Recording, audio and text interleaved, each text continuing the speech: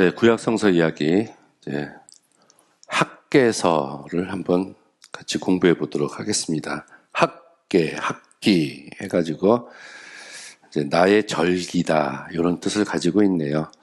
1차 포로 귀환 때 예루살렘에 도착한 사람으로 보인다. 이렇게 봐요.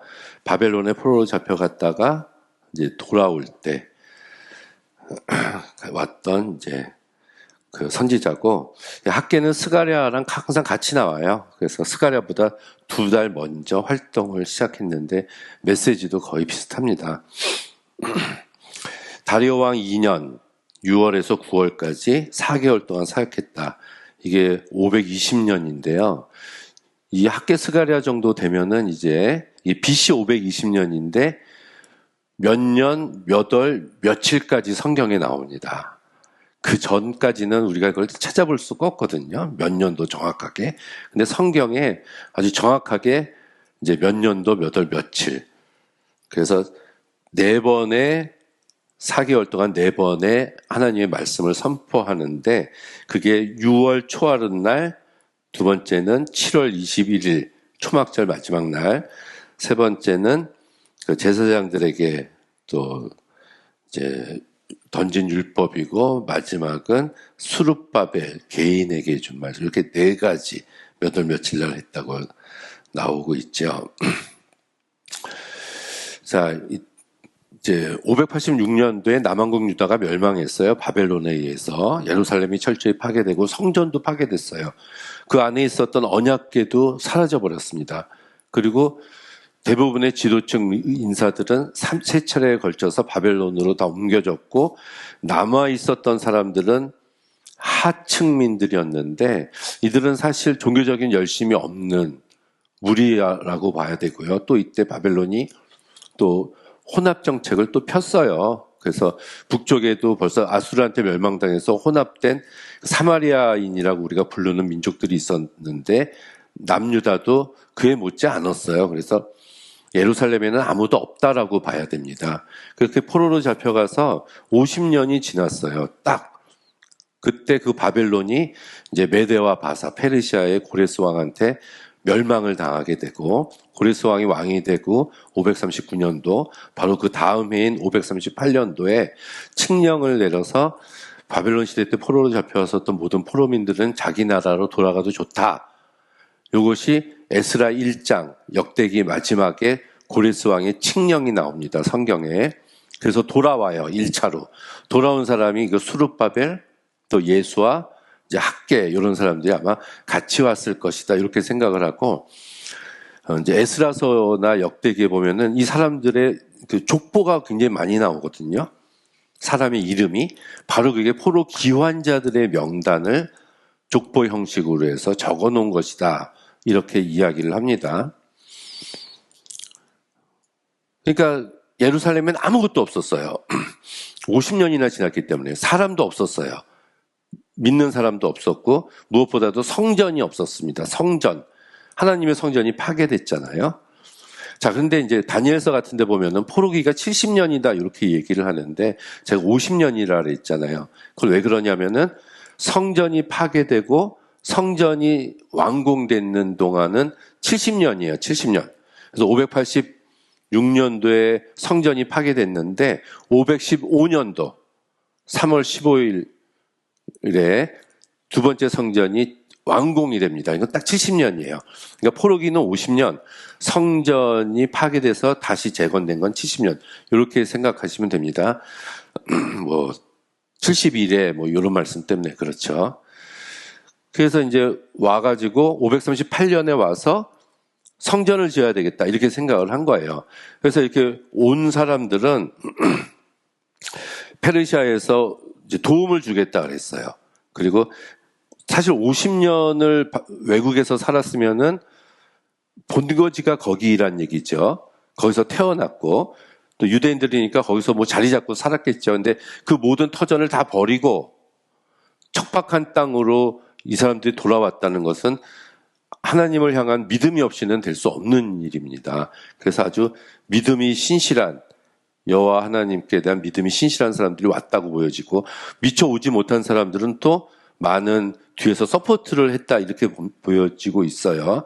오지 않았던 사람들이 이제 나중에 모르드게 에스더 이런 사람들이 되는 거예요. 그런데 왔는데 성전 재건을 하려고 처음엔 열심을 하다가 이제 열심히 식었어요. 그거는 원조도 잘 안 오고 또 사마리아인들이 막 방해하고 신앙심도 이제 식게 되고 열심도 식게 돼가지고 하나님의 성전을 짓는 일이 중단이 됐습니다. 이게 10년이 넘게 한 15년 처음에 반짝하다가 그때 학개하고 스가랴가 성전 재건을 촉구하려고 외쳤던 선지자가 이들이다 라고 보면 돼요. 그래서 바벨론 포로 생활로부터 유다 땅으로 돌아온 백성들에게 무엇보다 먼저 성전을 건축하는 데 주력하도록 권고한 책이다. 하나님의 집을 짓자 그런 거예요. 그래서 요즘도 우리가 교회가 건축할 때 이제 설교해야 되잖아요. 교회 건축 메시지. 그럼 뭐 가지고 하겠어요? 이 학계 스갈에서 가지고 이제 거기에 다 나와요. 내 집을 짓지 말고 하나님의 집을 짓자. 근데 학계에서 읽어보면은 거기서 하나님의 집은 그냥 산에 올라가서 나무에다가 벽 세우고 또 나무에다가 뭐 지붕하고 이렇게 짓자는 거지. 솔로몬이 지었던 성전처럼 금, 그 666동 6달란트가 쓰였던 세금이 그 정도 되고, 이 금으로 치장하고 뭐 백향목으로 짓고 이런 화려한 성전을 이야기하고 있는 것이 결코 아닙니다. 그리고 이때 성전이 있어야지 이들의 신앙이 하나로 묶일 수가 있었거든요. 그래서 백성들이 하나님의 성전을 짓지 않는 것을 죄로 규정하고 하나님은 성전을 짓지 않는 죄에 대한 심판으로 자연적인 재해와 경제적인 궁핍함을 주실 것이다. 이런 메시지가 나오네요. 자, 이렇게 제가 말씀드렸던 거 고레스의 칙령이 있었고 16년 동안 성전 재건이 중단됐을 때 그때 흉년이 왔죠. 그때 학개가 사역을 시작했다. 그래서 첫 번째 설교가 이제 6월 첫 하루인데 이제 이게 520년 6월이면은 오늘날로 치면은 3개월을 플러스하면 돼요. 성경에. 그러니까 9월 1일이다. 이렇게 보시면 돼요. 그 9월 1일이면은 이제 6월이면은 그 다음이 7월이 이제 초막절이거든요. 추석 있잖아요. 추석. 이제 곡식을 걷어들여야 될 바쁜 시기인데, 그러니까 농사 짓는 일에 바빠가지고 성전 재건을 하는 일에 소홀히 했었다는 것이죠. 그때 이제 농작물에 관심을 갖지 말고 하나님의 성전에 관심을 가져라. 이렇게 외쳤던 메시지가 첫 번째고요.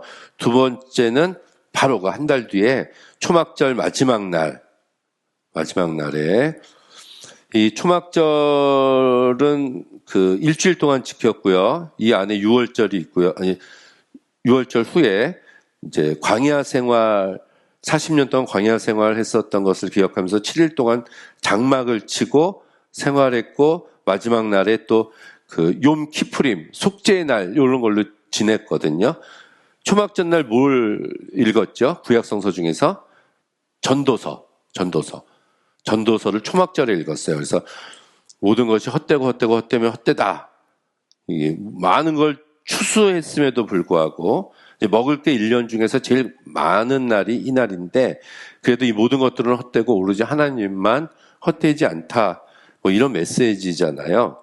그래서 광야에서 이스라엘을 인도해 주셨던 하나님의 은혜를 상기하고 그리고 회고하면서 성전을 짓자. 솔로몬의 성전에 비해서 규모도 작고 초라하지만 실망하지 말아야 된다. 이런 메시지였고요.